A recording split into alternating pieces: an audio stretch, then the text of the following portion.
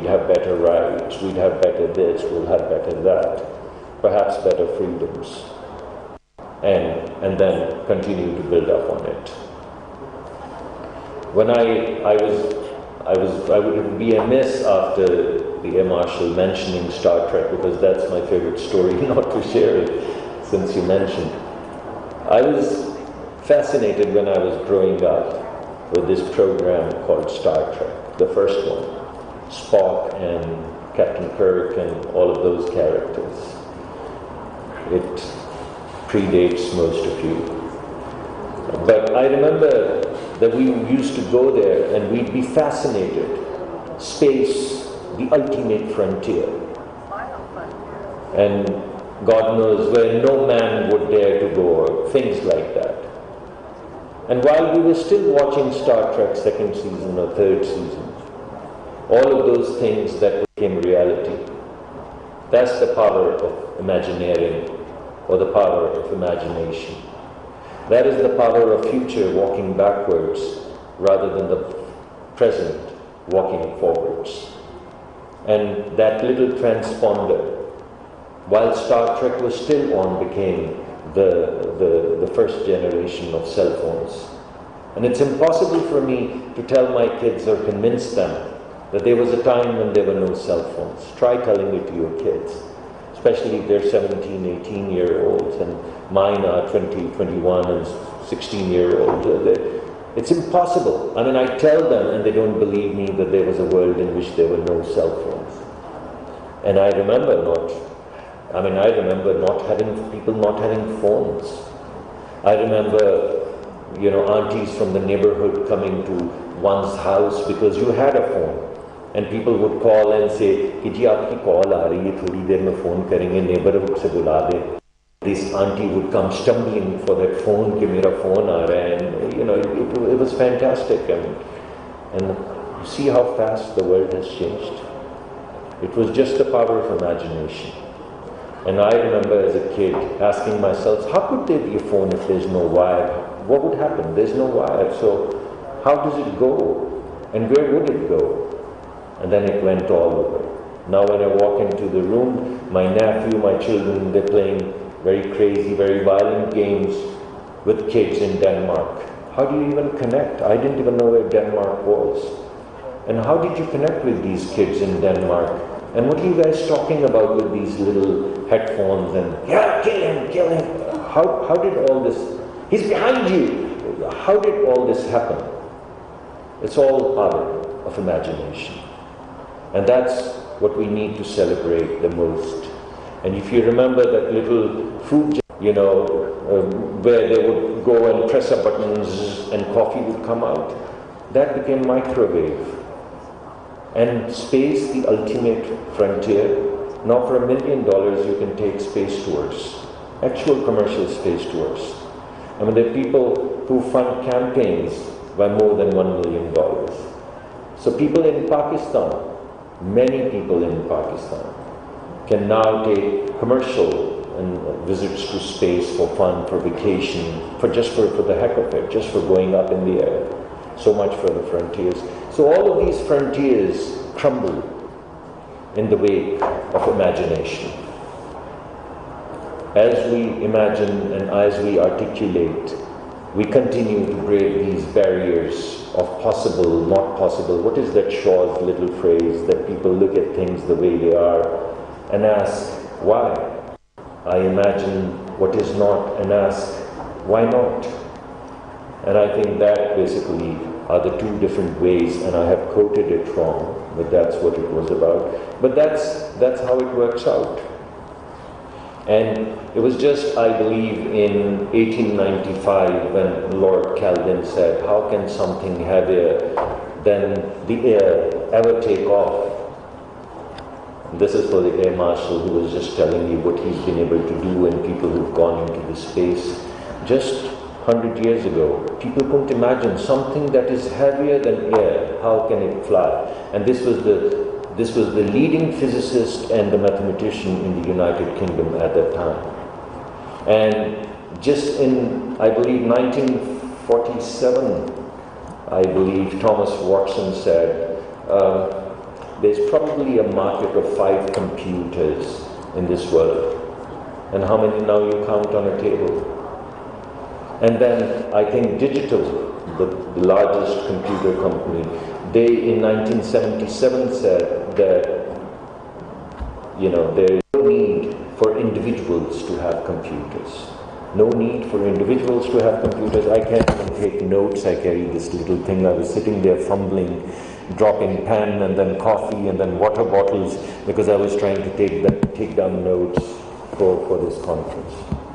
And it's all, so future is anything but a linear projection of the present. If there is anything we know in this room, is that what is absolutely, what you can be certain about is discontinuity.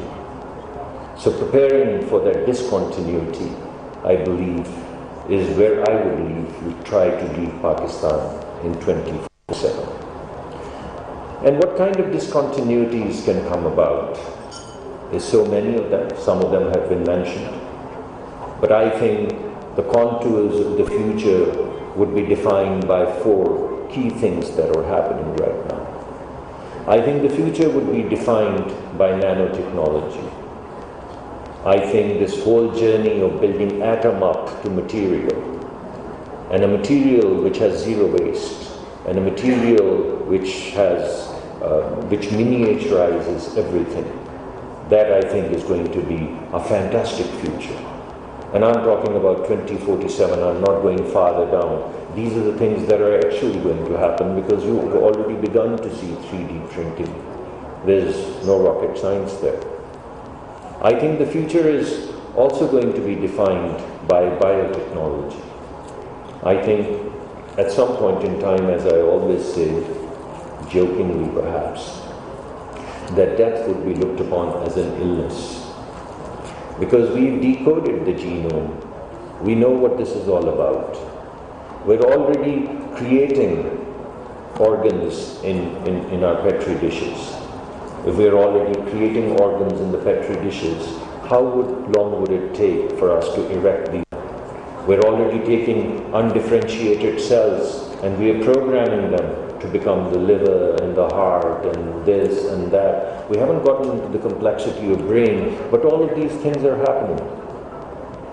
The little tapeworm is already living 7 times its natural age in the lab.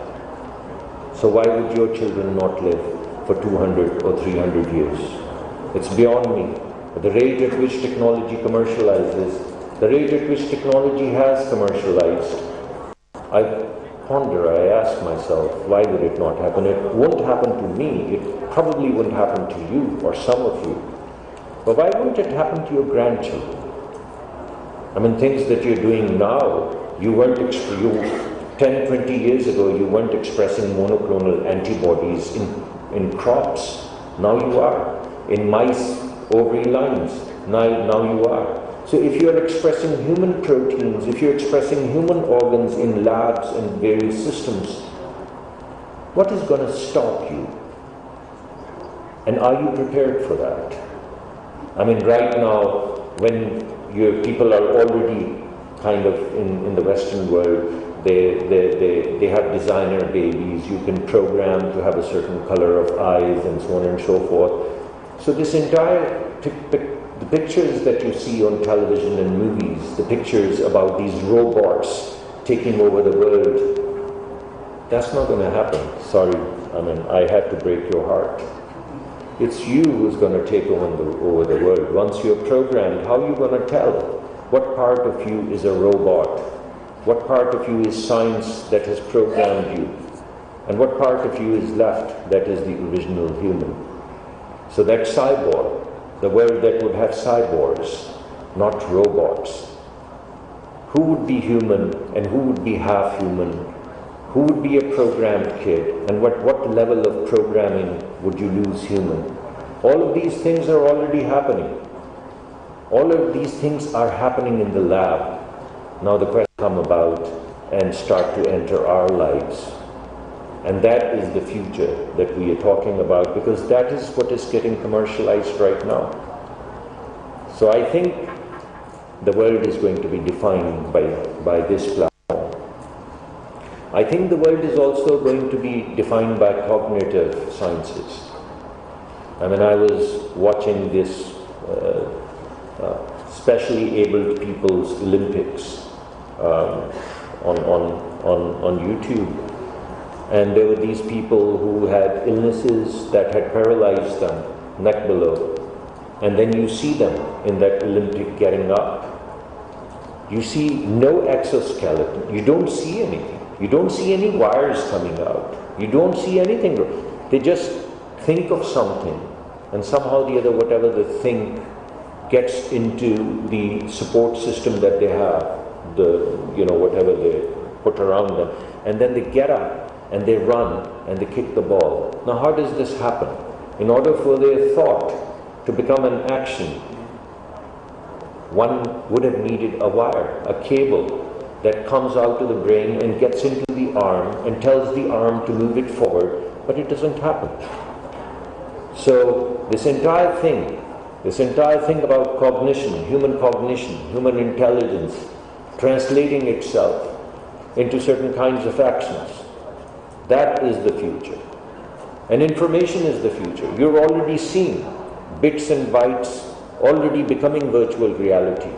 You're already seeing that. Now you put all of these things together, this intelligence that you can tap into, without wires, without cables, without putting anything, with any implants. You put that with bits and bytes becoming virtual reality. And you build all of this up with nanotechnology, with miniaturization. And you have these little implants which are nano, because they come from nanomaterials. And you will be unable to tell. Part of you with this programmed intelligence and programmed bits and bytes and programmed biology is still human as we know of it. So my question is, with all of those things actually happening in commercialization, should we not do what happened with copper and wireless? Countries that did not have copper, they found it faster to jump over the copper and go straight to wireless. So in order for me to imagine Pakistan 2047, I ask myself, we certainly don't have the copper. We're still talking about primary health care. We're still talking about basic education. We're still talking about things that the world has taken for granted. And we still today, in 2022, my friends and myself, we are talking about what if women had some rights or equal rights. We're talking about that, this in 2022. We're talking about having decent education for children in 2022, and primary health care, and infant mortality, and child mortality, and all of those things. That's what we're talking about now. That's the copper that we don't have. And the world that I've laid out in front of you is that wireless world that we can jump to. The question is, do we have the willingness, do we have the political will, and do we have the faith and belief that yes, we can? Because if we do, then we have to ask ourselves, what would it take, rather than what can we do? I mean, I think the bunch of things are going to come about, some of which have been mentioned. On top of these trends that I'm talking about, these basic building blocks, or competence blocks, or sciences, or platforms, or whatever you want to call it, I think the world of energy is going to change. And it's not, I think the world of energy is going to be green. I think the world of the future of energy is going to be sustainable, it's going to be green, it's going to be renewable, it's going to be decentralized, it's going to be efficient. And at some point in time we can possibly have zero energy smart cities, or zero energy homes, or zero energy countries. Now that's already happening in a neighborhood. In Abu Dhabi they have a city which they're calling zero energy. So I'm not talking about some rocket science thing that may or may not come about. I think the world is going to get more and more globalized. I think we're going to have virtualization of production systems, of innovation systems. People are going to tap across boundaries into these teams that sit everywhere. You've already seen it in this COVID epidemic, even in Pakistan. Look at how seamlessly, how fast people were to adapt, and how fast people were to kind of begin to use whatever those little, Zooms, and I don't want to advertise anything, but Zoom has become Xerox in our life now. So, how fast people zoomed. Did you see that?